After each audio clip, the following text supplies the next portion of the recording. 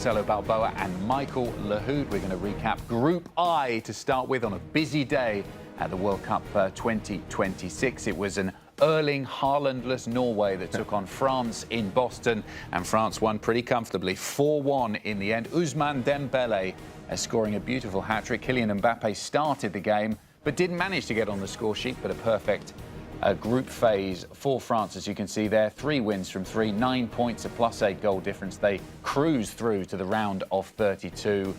Norway qualify in second, 6 points from their games. Not bad at all. And Ousmane Dembele certainly was the star man scoring the hat-trick. Marcelo, what did you make of France today? Some were wondering whether or not they would rest a whole host of their players, given that they had already qualified. But I think in the end, they wanted to stick around in Boston, didn't they? Because that was what they were guaranteeing, that they would stay in Boston, stay in the slightly cooler weather than we've got in the southern United States at the moment and in Mexico. And in the end, this was a team that had a target and got it done. Are you trying to get me in trouble after yesterday and beating up the U.S.? No. Come on, do it. No, listen. I think every coach has to do what they're comfortable doing. Obviously, Norway is more concerned about the next match, so they started 10 new players, and that's a decision the coach has to make. You know, more power to them. I thought France, I'm a big fan of keeping your rhythm going, keeping the sync you have with your group, the understanding of each other. Players get better as the tournament goes on. You saw Dembele the first game to now, he's a completely different player. You know, even watching Mbappe today, assisting on 2 goals. You know, I mean, not always looking for the goal, but looking for that pass.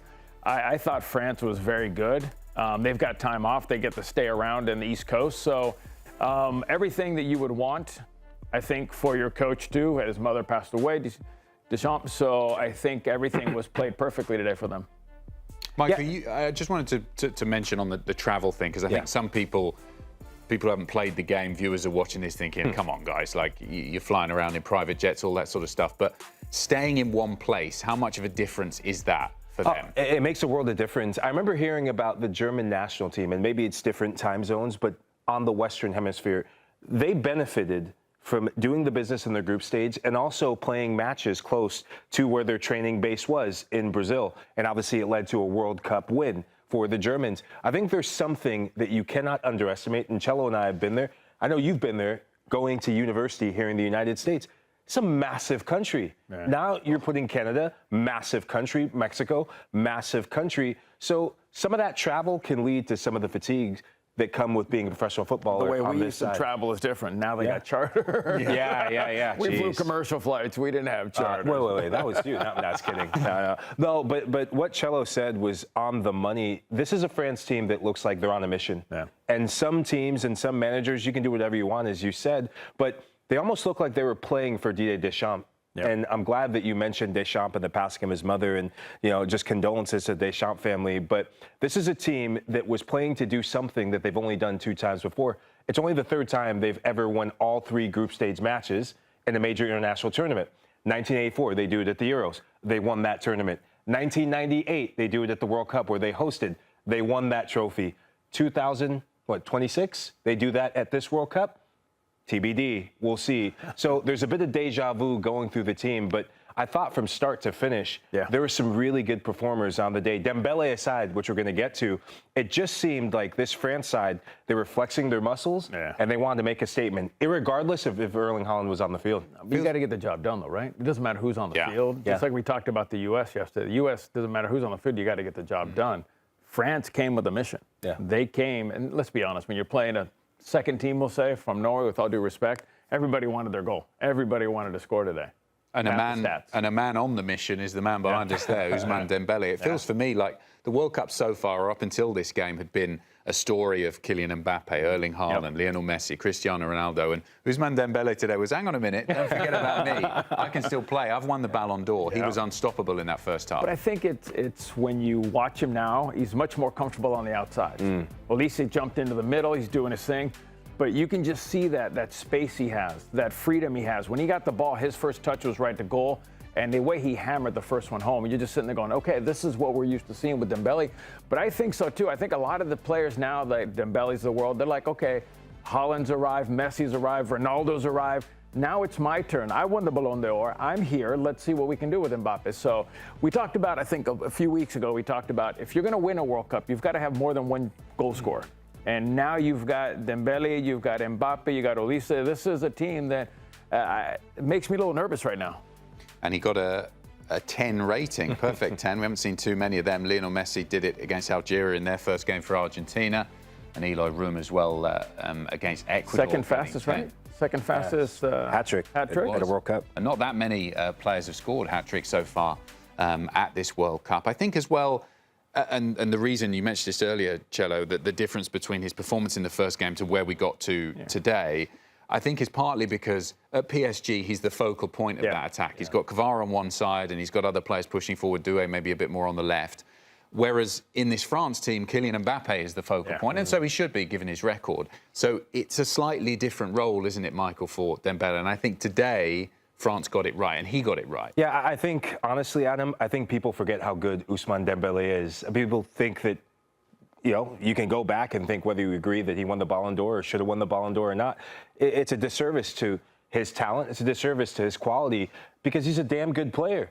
And this was a throwback to when he played at Borussia Dortmund. Some Barcelona fans would probably say, where the hell was that for Barcelona? But some of the ways he chopped, turned, and twisted defenders reminded me of watching him at the DFB Pokal final when he absolutely torched the opposition, and he was just a hit in his first season at Dortmund. He's a good player, and he's just reminding everyone, don't forget about me a bit.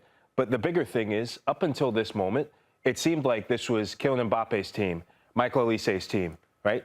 Ousmane Dembele announcing himself at this World Cup is massive, and on the day, he was a cheat code for me, unstoppable. You just keep going with names, can you? Yeah. I just like the fact that the coach recognized it in the first game.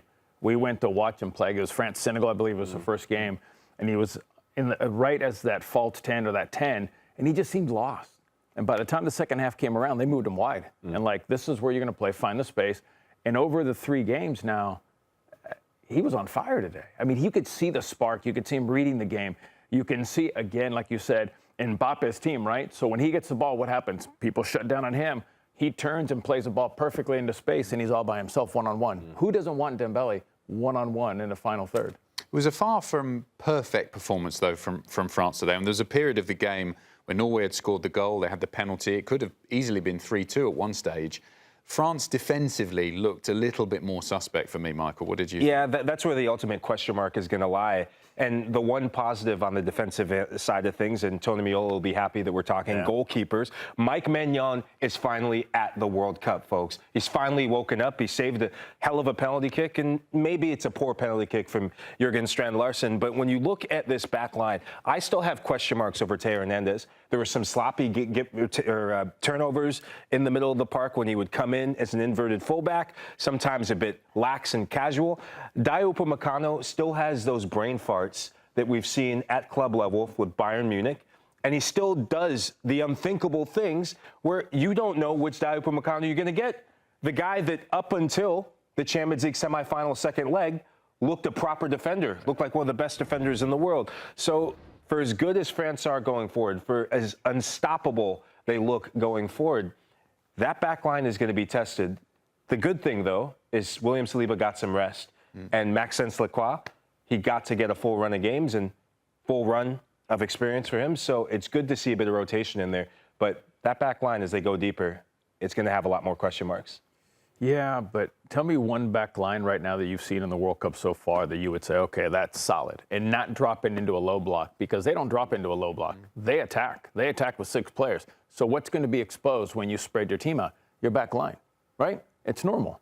But you've got to stop them first offensively, just like the old Brazil days. Remember that? We never talked about the defenders because they attacked and they were free-flowing. And this is the same kind of deal. If the midfield forward, they're probably one of the best teams in the World Cup. So, yeah, they're going to have to defend. But, you know, it's one of those things where they're good defenders.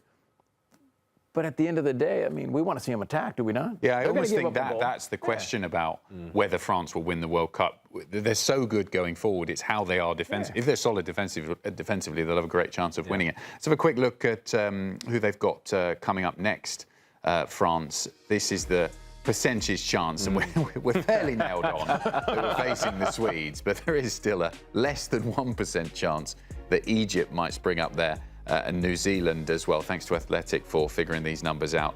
So they're up against Sweden, who have some dangerous players. Alexander Isak, Victor Gyökeres, they're pretty good going forward, but they've also shown their frailties in that second game. Cello, how do you think France will be feeling about that one? God, I think they would be excited, I think, to play anybody. I think if you're France, you're not afraid of anybody. You don't want to face a Germany or anybody like that right off the bat. I think the Swedish team is a solid team, like you said. But with the pace they have, there's not a lot of teams in the world that can keep up with the French right now. And if they happen to get clicking, Mbappe again, and we talk about, for me, Olise is the one that's pulling the strings right now in the midfield. He's been fantastic, just moving the ball around. But I think the Swedes, they got a good team. You know, anything can happen in a World Cup, but listen, I think nobody right now in this tournament wants to see France. And they could test the defense. Particularly going forward, Sweden are good. Yeah, look, especially when you look at Ante Elanga, your guy, Ante Elanga, who looks like the 50 million pound signing that he was supposed to this past campaign. In transition, that's what's going to decide that tie between, if it's Sweden, France and Sweden. And for me, one player that gets overlooked in this performance today, Manu Kone, I thought he was outstanding. He's a midfield general, and he's the sort of player that if he is looking at pastures new, I think he would be a slam dunk signing for either Manchester United or Liverpool or any team looking for a defensive midfielder that's a complete midfielder, that can run a game, that's a general, tough tackling. He's one to watch, and I think as the tournament goes on, he's going to be a star that's going to shine. Okay, time for a short break here on Golazo Matchnight 48 Nations. We're going to focus on Norway's disappointing performance in Boston next.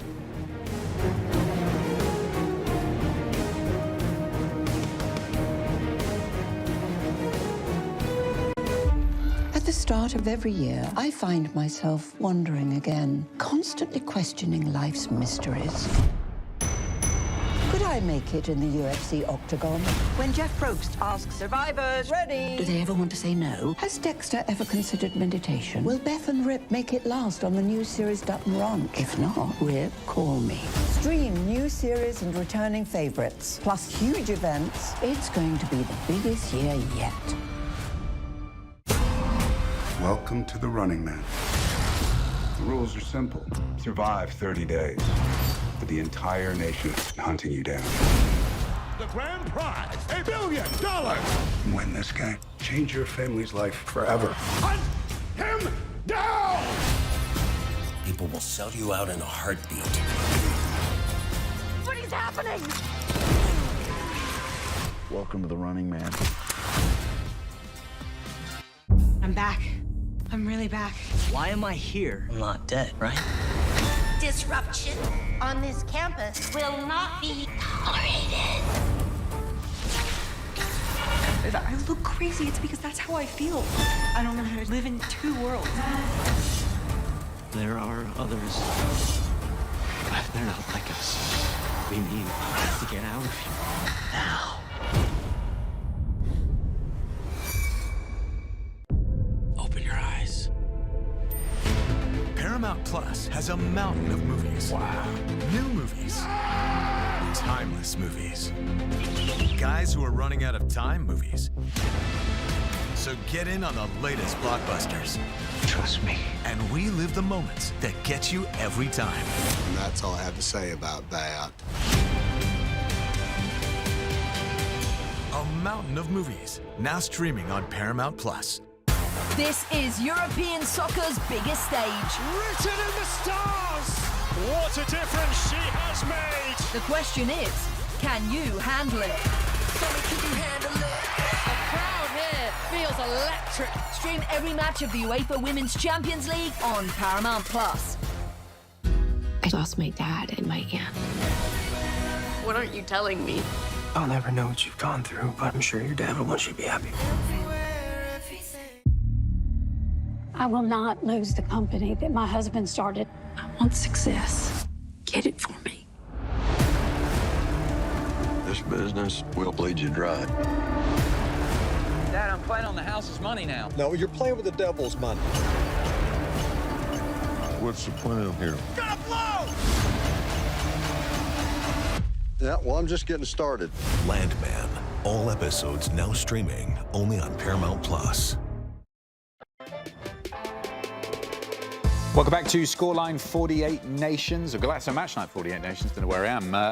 Many people thought Norway, no way today when they left Erling Haaland on the bench for the game against France, but they were so dominant, weren't they, in the qualifying campaign to get through to the World Cup.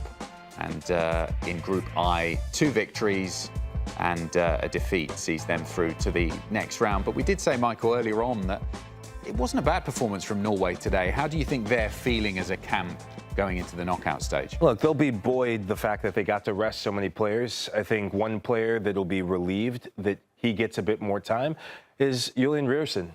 He's got a thigh injury that he's nursing right now, and reports are he needs the rest. He wouldn't have been available today. But there's some young players and just some of the supporting cast. Cello, you've been there at major international tournaments, at a World Cup, where you never know when you're going to need the supporting cast to step up with a big moment. I go back to the 2002 World Cup, where Brazil, they go on to win the World Cup. One of the players that stepped up in the final group stage match was Kleberson. The Kleberson that made the move to Manchester United. Although it didn't pan out for him in Europe, he became one of their unsung heroes, and their coach wouldn't have even thought to play him had it not been for this third group stage match. And there were some players who stood up and definitely gave a better account of themselves in the second half. I thought Schaldrup, his 1v1 ability to skin opposing defenders like Jules Koundé, I thought in the second half he looked more confident. Oscar Bob, on a different day, probably should have had 1 or 2 goals, getting the better of Theo Hernandez. And Taylor Asgard, who plays for Rangers, just showed a savviness about him that we hadn't seen while playing in Scotland just about all season. So some players stepped up, but unfortunately, you see the golf in class and the golf in quality from the usual 11 to the supporting cast. Yeah, a real mixed bag of ratings there. Some of the defenders scoring in the 5s. I think that was the weakness today from both sides, but particularly from Norway. I think some people were speaking, Cello, weren't they, before the tournament, this team is maybe a dark horse, and some of that maybe with the focus that they've obviously got one of the best strikers, arguably the best striker in the world, going forward for them. How do you feel about them now going into the knockout stage, given what you've seen in the 3 games so far? Listen, I still think they're a dark horse. I still think when they're a full boat, they're a team. We watched the other night, and we watched Haaland walk around, but my man reads the game so well. When it's time to sprint, he sprints. When it's time, and every time we watch him, he was pulling himself away from where the ball is. If the ball's over there, he's pulling himself this way to create space so he can run into. So this is a team for me that, depending on if they get the Swedes, I think they could reach that maybe quarterfinal, maybe round of 16 in there. But I'm still excited to see them, because when they played, they play, they try. I mean, they run, they fight, they scratch. They remind me a little bit of the U.S. teams, that hunger they have to show people that, in Norway, they do have a good team. The United States, we do have a good team. So I wasn't a big fan of 9 subs yesterday. Am I a big fan of 10 subs today? No, but after 24 hours of relaxing and realizing that yoga and therapy, yoga, I did a 10-mile walk today. I'm not gonna lie. I started thinking about it. You know that you see the thing with Haaland. I'm just gonna sit here like this. Home, just go ahead. No. So listen, I get it. I understand why they did it. And I think it's important too, because yesterday for the U.S., today for Norway, you get to see what players really stood out, which players you can maybe rely on. And unfortunate, I mean, like, look, yesterday, we all talked about Weah. Where was Weah? You know what I mean? So I think today you look at this group, and I think he probably got what he needed out of evaluating his players, realizing, okay, who I can rely on and who probably I can't. No Haaland in the starting lineup today.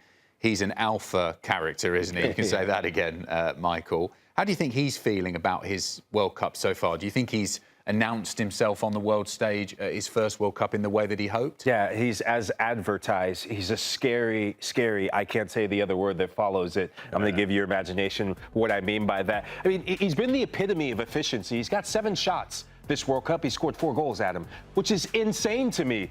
And he doesn't need much of a chance. He's just been ruthless. He's got this killer instinct about him. And the biggest thing that I've seen so far, he looks refreshed. Remember at the end of the season, or maybe in the second half of the Premier League season, he looked knackered. looked like his confidence was a bit down, looked like the link-up play wasn't happening.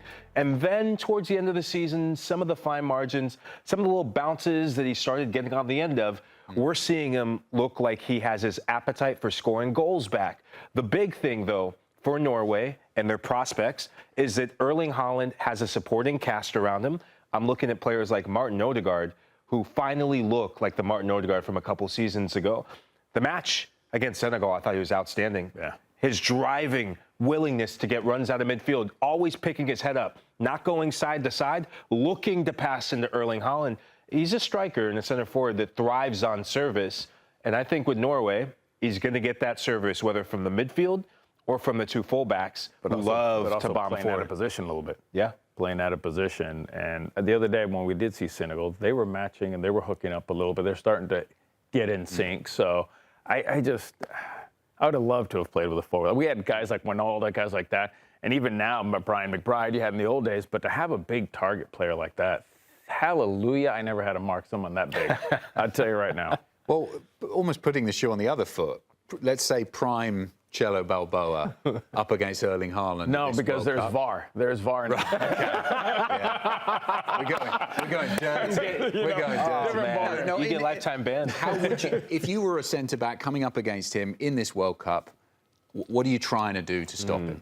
You know, I sent Lexi. Lexi was bigger. No, I think with him, it's no matter what you do, he doesn't care. I watched him the other day. He was getting bumped. He was getting kicked, and he's just a machine running down. So for me, it's hands, touch and move, bump him a little bit, and then, you know, try to get up a little early before he gets up on the headers. But it's difficult when you've got a guy that's probably, 4 inches taller than I am. How do you've got to be a little cheeky. You got to grab him, you got to pull, and you got to push a little bit when he jumps, just a little shove in the hips so he throws him off. But it's very difficult to mark big, strong players like that because he plays very well with his back towards goal. The other day, he was bringing things down. I'm sitting there going, man, he reminds me of Zlatan when he used to play with the legs flipping here and flipping there. So more than anything, you try to be physical. He probably wants more of a physical game. So more of a push and move. Maybe step on his feet every once in a while, you know, little things like that. Bit more of this kind of thing. That's before the game. That's before the game. Exactly.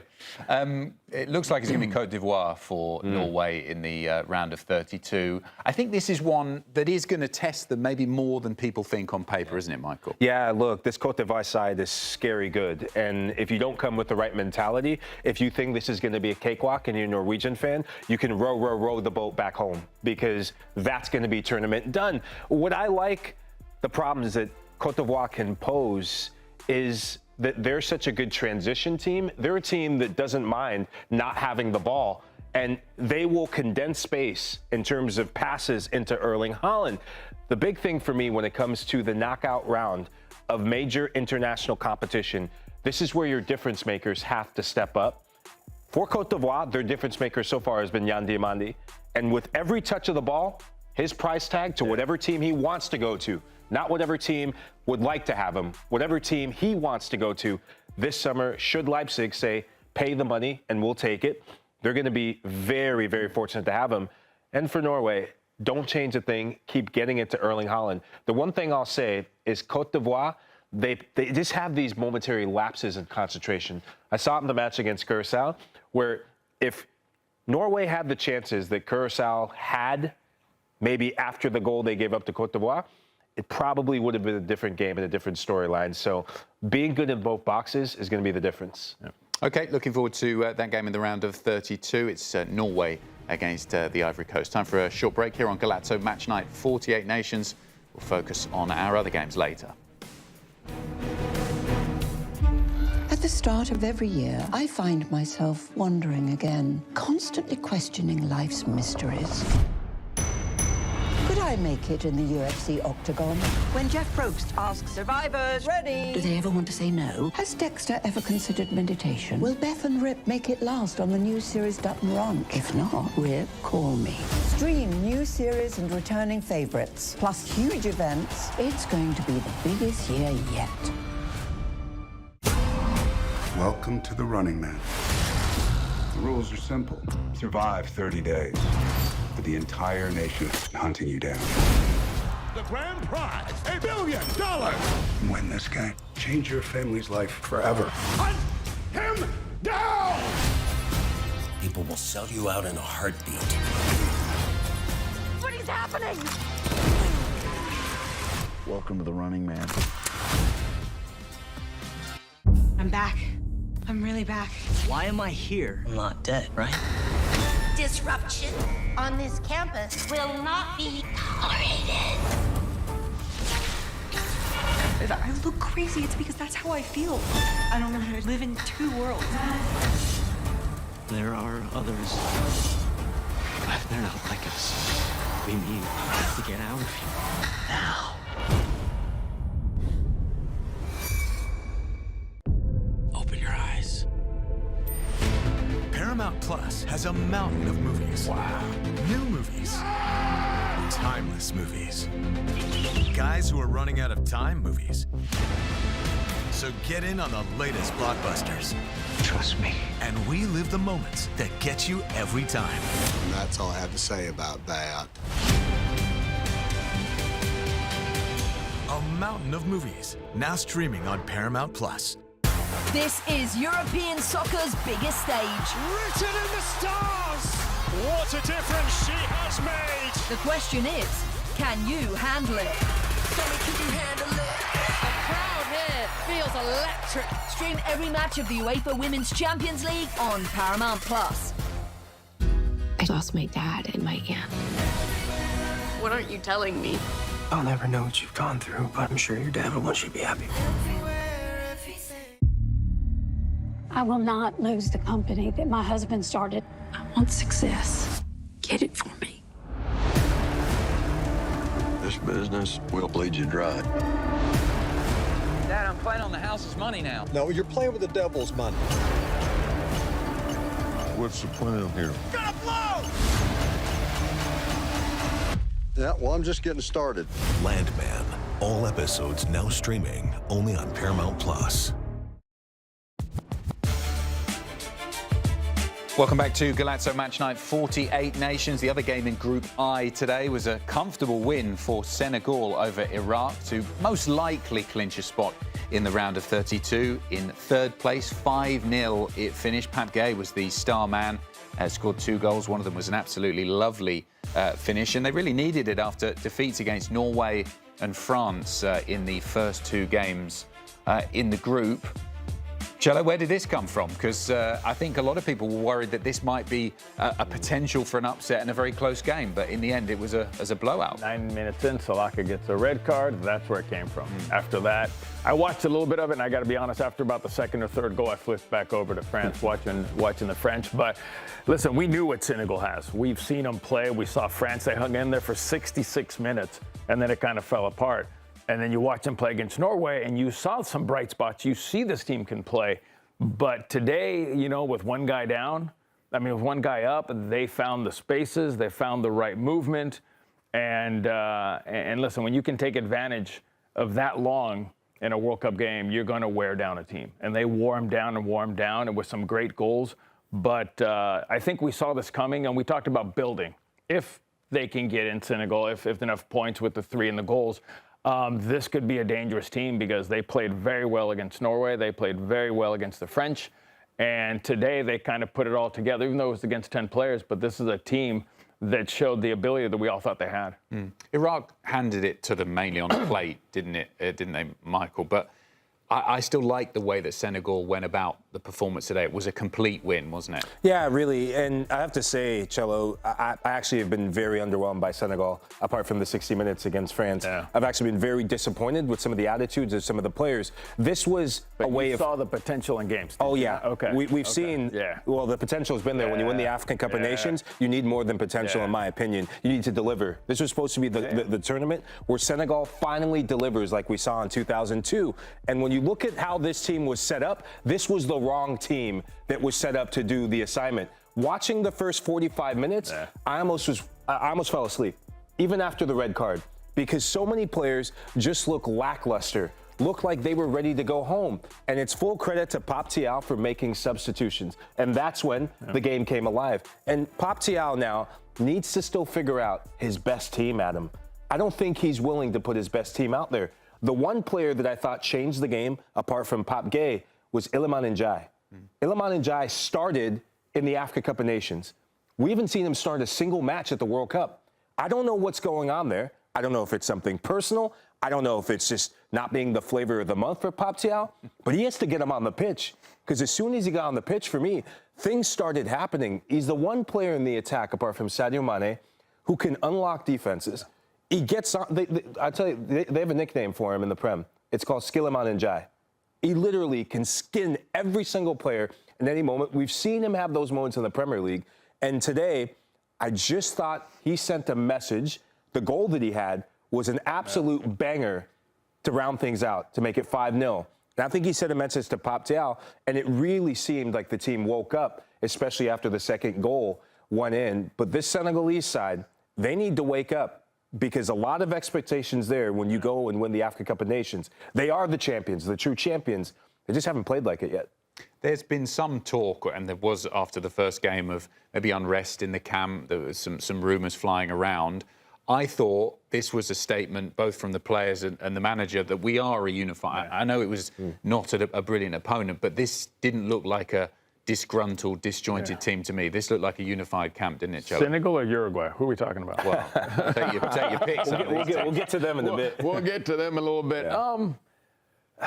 You know, you can have a disjointed group a little bit, because you're either, as a group, you're going to unite. That's what you want. You want your group united. Even if I'm pissed off about you, and I'm going to play despite of you, or I'm going to play for you. So I think they've got to figure out what they are. They can't have two sides. We like this, we like that. It's got to come like this, and you got to have one common cause. You're saying like us against the world is sometimes a motivator. It's not us against the world. It's either we believe in the coach, or despite the coach, we're going to play because we know what we have and what we can do. And we've seen glimpses of it. You know what I mean? But again, now if you don't get it right the next game, you're done.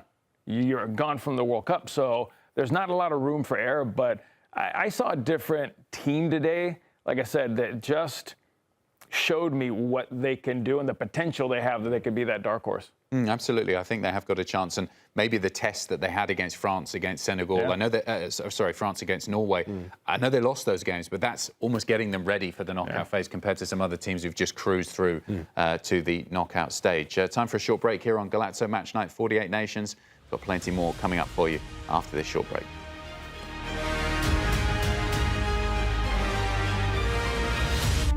At the start of every year, I find myself wondering again, constantly questioning life's mysteries.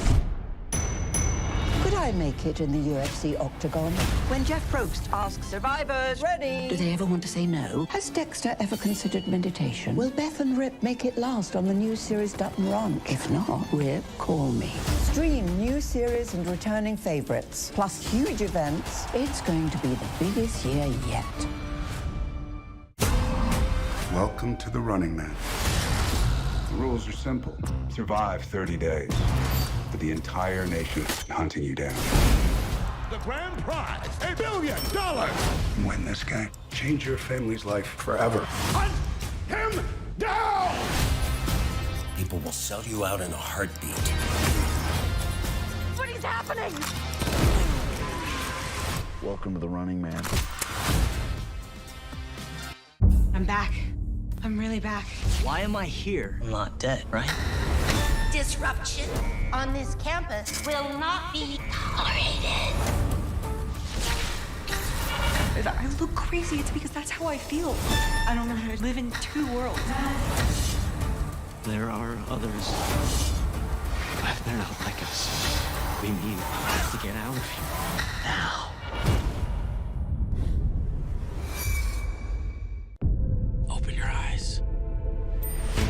Paramount Plus has a mountain of movies. Wow. New movies. Timeless movies. Guys who are running out of time movies. So get in on the latest blockbusters. Trust me. And relive the moments that get you every time. And that's all I have to say about that. A mountain of movies, now streaming on Paramount Plus. This is European soccer's biggest stage. Written in the stars! What a difference she has made! The question is, Can you handle it? A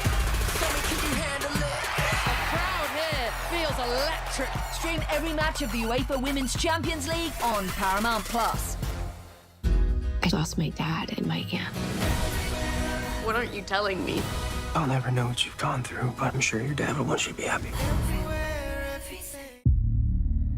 I will not lose the company that my husband started. I want success. Get it for me. This business will bleed you dry. Dad, I'm playing on the house's money now. No, you're playing with the devil's money. What's the plan here? Gonna blow! Yeah, well, I'm just getting started. Landman. All episodes now streaming only on Paramount Plus. To Golazo Matchnight, 48 nations. We are building up to the 8 p.m. kickoffs. A couple of games to look forward to. Uruguay against Spain is the headliner. And you learn a new thing every day. Spain have never lost to Uruguay in international competition. 5 victories, 5 draws, 0 defeats. Last time they met at a World Cup was back in 1990.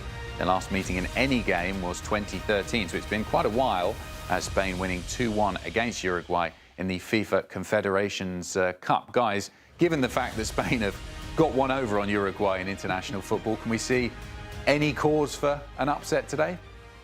Anything can happen. Anything can happen in world football. We know that Uruguay has the players to do it, but there's so much talk about Suarez is being brought up, or why isn't he here? The fans are upset, and they're saying, why don't you have any? We'll leave it at that. And there's just you talk about a weird camp right now. Uruguay's in that place, and I think you saw it in the first 2 results. Yeah, completely different feelings coming into this game. Spain, I know they were disappointing in the first game against Cape Verde, but then burst back into life much, much better in the second. Whereas Uruguay, as Cello said, it's not been very impressive so far, and there seems to be a cloud of disappointment around both the players and the fans. Yeah, look, we've both been there as players where you have a feeling of what's best for the team, and the head coach maybe wants to implement what he thinks is best. The big thing for me, if you're Bielsa, you have to keep Verde engaged and happy, because this team depends on his excellence to get to the next round. And Cello, you already said it. This is a team. There's already some weird things going on with even with this group here. This is the starting lineup for the game. Obviously, the guys on yellow cards, they've got to be careful, because if they get another one, they're going to miss the round of 32 game. Give us the good, the bad, and the ugly of Uruguay. Well, the good and the bad is, listen, no matter what, if you have a yellow card, you got to play your game. If you miss the next game, you got to miss the next game, but you got to be able to win. Biggest issue right now is people complaining about Muslera. That's 40 years old. We saw the last game, coming off his line outside the 18, making a mistake, causing basically the win there. From here, Sanabria, who we know plays for Salt Lake. I mean, when you look at Cáceres, solid back line. Verde likes to go forward, so that's a good lineup for me. Betancourt, we were talking about, and Valverde is a guy that can attack, that can push his team. He's the leader of this group, but they've got to create a little bit more near the box to create some set pieces, because he's very good on that. Araujo has had a very good tournament so far. When you're talking about players, Nunez, I think, is interesting coming in. We'll see what kind of pace he can get in behind this back line. But like I said, for me, it's right here. They've got to be careful, because he's made some key mistakes, and Muslera, to cost Uruguay some points already. Because they really should, let's be honest, they really should have 4 points by now. They should. Michael, what do you think about Darwin Núñez's inclusion? I mean, when we saw him at Liverpool, there was a lot of missed opportunities, but I always felt whenever I watched him, and sometimes it's very chaotic, but he got himself in some good positions. He creates so many he has chances to score a lot of goals. Yeah, and when he came in off the bench against Cabo Verde, we really saw this uptick in pace, this uptick in intensity, but we haven't seen an uptick in quality and focus. The lack of composure, the lack of consistency, that's his biggest downfall for me. This could be a massive redemption, a moment of opportunity for redemption for Darwin Núñez. I know a lot of Uruguayan fans are pretty upset with just the downward turn his career has taken. The first half of qualifiers, Cello, he could not stop scoring. He was banging in goals left and right. Well, second half, he can't find the e-brake. The train's just going down like this, down a massive ski slope. So looking at him stretching this Spanish back line, maybe runs in behind using his pace, as we've seen in the Premier League, that can cause some problems. but he has to be clinical in the final third. He just hasn't been clinical enough. Cello, just quickly on the Luis Suarez non-inclusion in the squad. You watch MLS every week. Is the fact that some of these Uruguay fans calling for him to be in there just because they're not watching MLS every week? Well, listen, if you watch MLS, he's still scoring goals. I mean, but he's in that situation like Neymar. They brought Neymar for what? To be with the group. He's great with the group. If you're looking for that, then you should have brought Suarez. Suarez could probably give you 10 minutes, 15 minutes max, especially in the last 2 games when they're losing.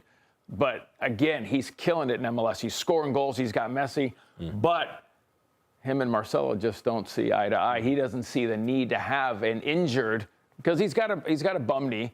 And I think that's why he'd rather brought some younger players that maybe can, hopefully, flourish tonight against Spain. OK, we'll have to wait and see. Michael, Spain have got one of the deepest squads at the World Cup this year. Who have they gone for their starting lineup? Yeah, it's a lot of the usual suspects, and so many of the players that starred in that 4-0 win against Saudi Arabia. Unai Simon, I know there was potential goalkeeping controversy. I never said that I believed any of that because he's the number 1, he's European champion. Interestingly enough, it's Marcos Llorente in for Pedro Porro. I'm not a fan of this because I thought Pedro Porro was excellent against Saudi Arabia, but I am a fan of Llorente's pace, and maybe he's a lot more solid defensively in transition. Interesting nugget, Aymeric Laporte, he played at Athletic Club. The guy who gave him his debut, Bielsa for Uruguay. So a bit of kind of going down memory lane. Rodri and Pedri, look for the two of them to play side by side as the 2 pivots.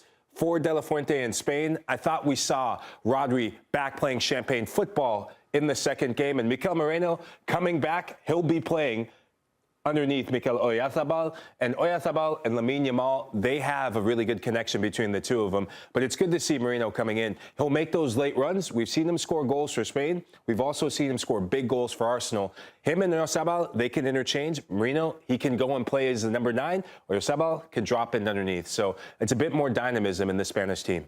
Cello, just a scary bench as well. I think they've got half of Barcelona's team sitting on the bench. It would be I'd like to see that team play against the French's bench. Exactly, yes. That's exactly what we were talking about before we came on air. Would the B team from France beat the B team from Spain? It would be a hell of a game. But there is some pressure on Spain to win this group. Yeah.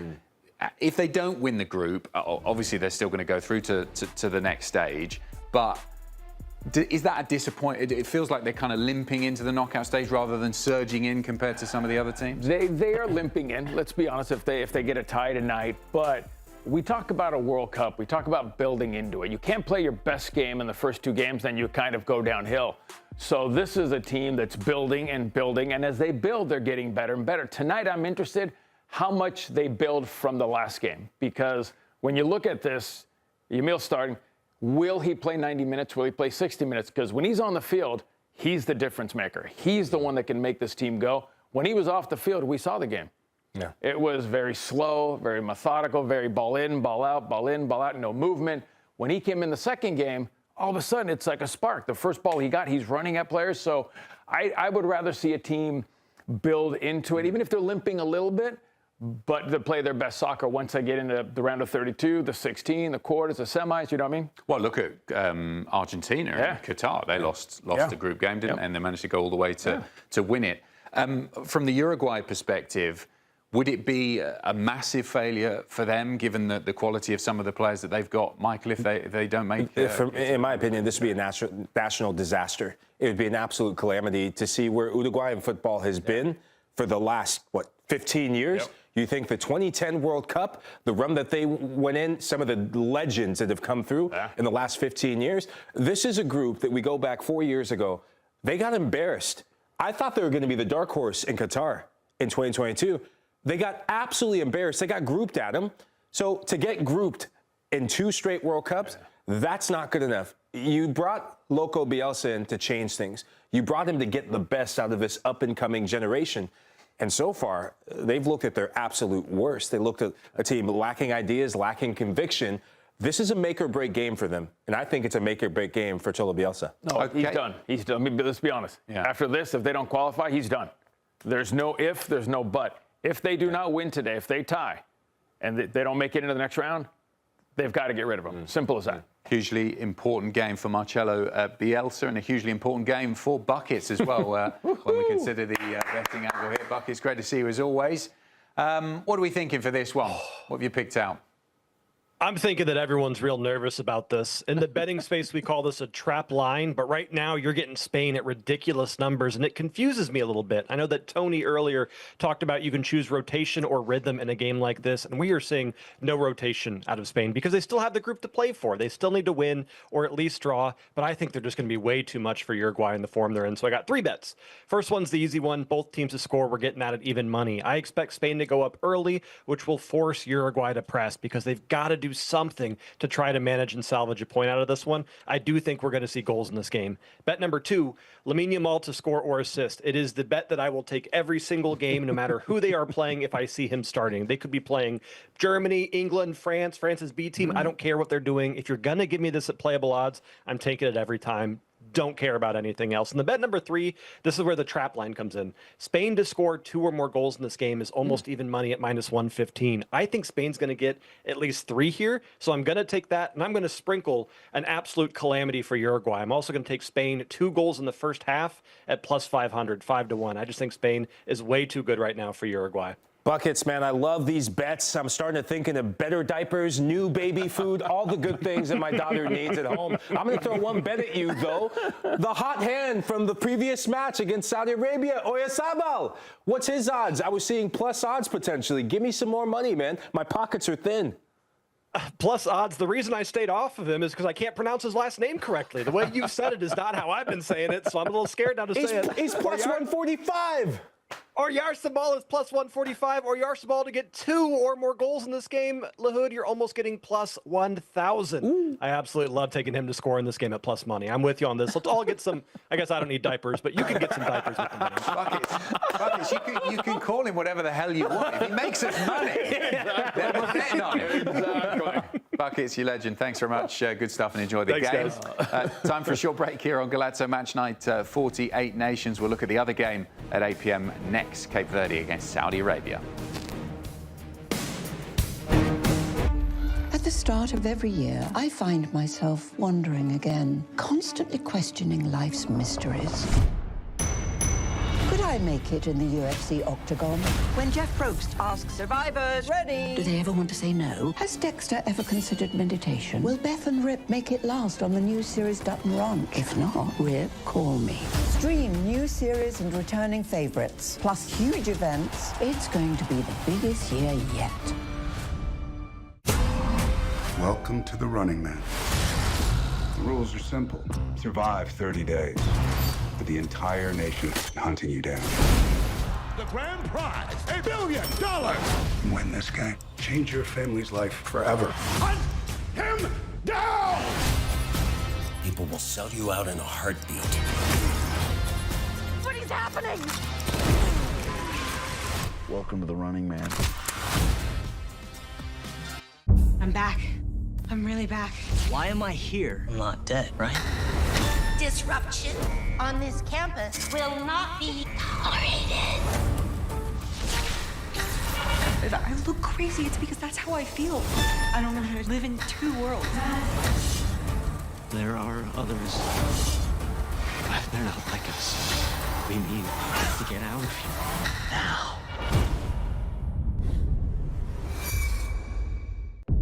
Open your eyes. Paramount Plus has a mountain of movies. Wow. New movies. Timeless movies. Guys who are running out of time movies. So get in on the latest blockbusters. Trust me. And relive the moments that get you every time. And that's all I have to say about that. A mountain of movies, now streaming on Paramount Plus. This is European soccer's biggest stage. Written in the stars! What a difference she has made! The question is, can you handle it? Tell me, can you handle it? The crowd here feels electric. Stream every match of the UEFA Women's Champions League on Paramount Plus. I lost my dad and my aunt. What aren't you telling me? I'll never know what you've gone through, but I'm sure your dad will want you to be happy. I will not lose the company that my husband started. I want success. Get it for me. This business will bleed you dry. Dad, I'm playing on the house's money now. No, you're playing with the devil's money. What's the plan here? Gonna blow! Yeah, well, I'm just getting started. Landman. All episodes now streaming only on Paramount Plus. Soccer isn't a new game in the United States. The immigrants brought it here in 1912. The opportunity to play for my country, I just could not pass that up. We're all very proud of you.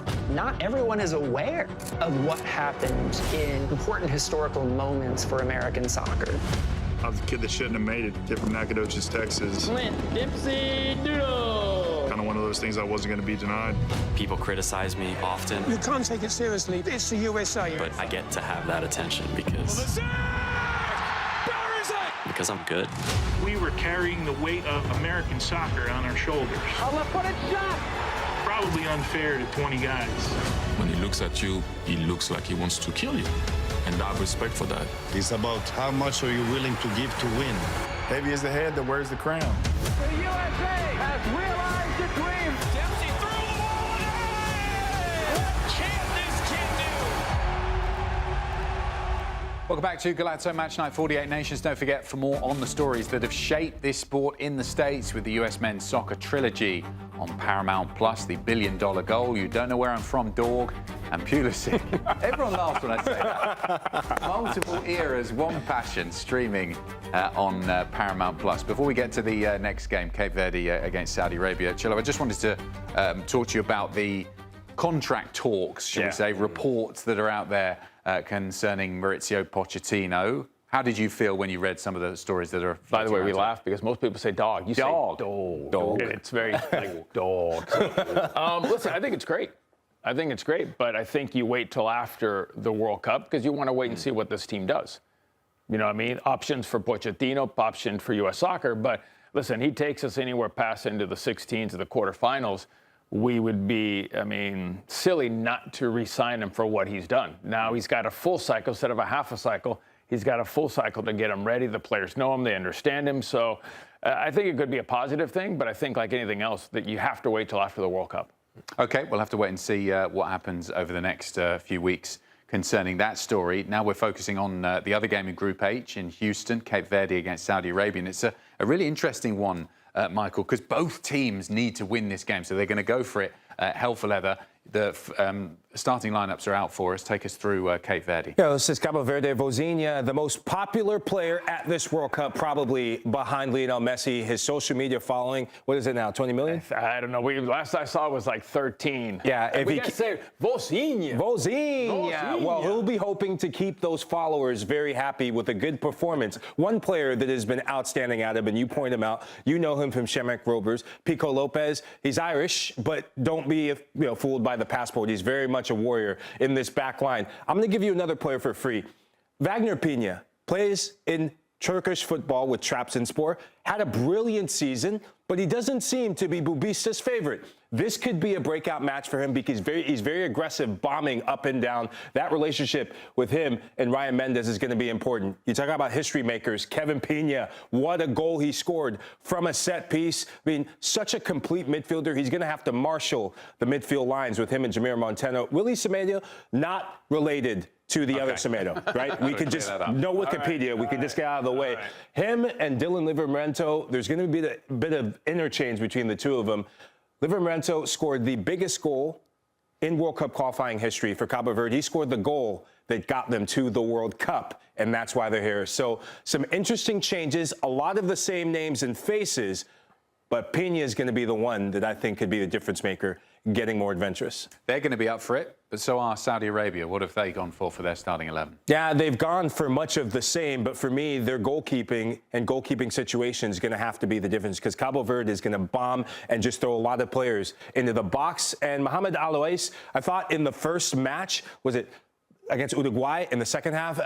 He was so good in keeping that a close, hotly contested affair, and the reason why they were able to get any semblance of confidence in there. And speaking of confidence, it's Abdoulaye Alangri who scored their only goal off of a dead ball situation. He's a set-piece target. Mohamed Kano, he was one of the heroes in the match against Argentina back in 2022. He's going to have a lot of range to go box to box, but he's going to have to be disciplined. And you got to go with the hot hand, the man who scored the big goal against Argentina. If anyone's seen him, whether it's in this studio or at the World Cup, please tell Salim Al-Dawsari there's a big game today against Cabo Verde, and he has to show up, Adam. He's a difference maker. He just hasn't looked like it. Cello, Cape Verde have rapidly become everyone's second favourite teams. The performance against Spain and just capturing the imagination and really what this World Cup is about, isn't it? Increasing the number of teams so that we get to have a look at nations like them. Can they do the unimaginable and qualify for the knockout phase? What would that mean if they did it? Why not? I mean, there's always one story that we talk about that puts us over the top, that gets the imagination of the whole world.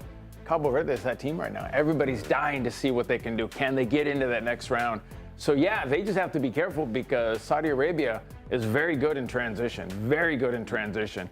So like I said, a tie, does it do him good? I mean, this is an opportunity to go out and win the game. I'm curious how they're going to approach this game. Yeah. What I liked as well was it wasn't just the performance against Spain. They were good against Uruguay too. So every time we've seen them here, and I think there was a lot of expectation on the Uruguay game. Are we going to see Cape Verde fall apart here, or are they going to be what we saw against Spain? And the answer was they can play. Yeah, they showed a bit of drive. They also showed a bit of ambition, Adam. Just looking at that second half, to see the fact that they went down after taking the lead, and you and I were looking at each other saying, okay, maybe this is the end of the road.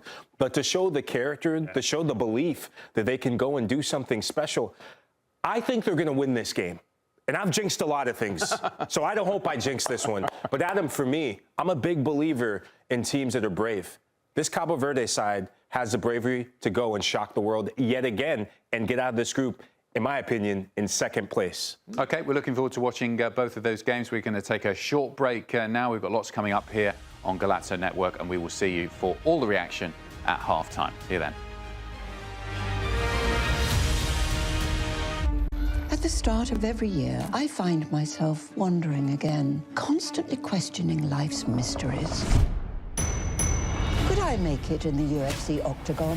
When Jeff Probst asks survivors, ready? Do they ever want to say no? Has Dexter ever considered meditation? Will Beth and Rip make it last on the new series Dutton Ranch? If not, Rip, call me. Stream new series and returning favorites, plus huge events. It's going to be the biggest year yet. Welcome to the Running Man. The rules are simple. Survive 30 days. But the entire nation is hunting you down. The grand prize, $1 billion. Win this game. Change your family's life forever. Hunt him down! People will sell you out in a heartbeat. What is happening? Welcome to the Running Man. I'm back. I'm really back.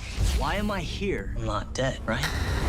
Disruption on this campus will not be tolerated. If I look crazy, it's because that's how I feel. I don't know how to live in two worlds.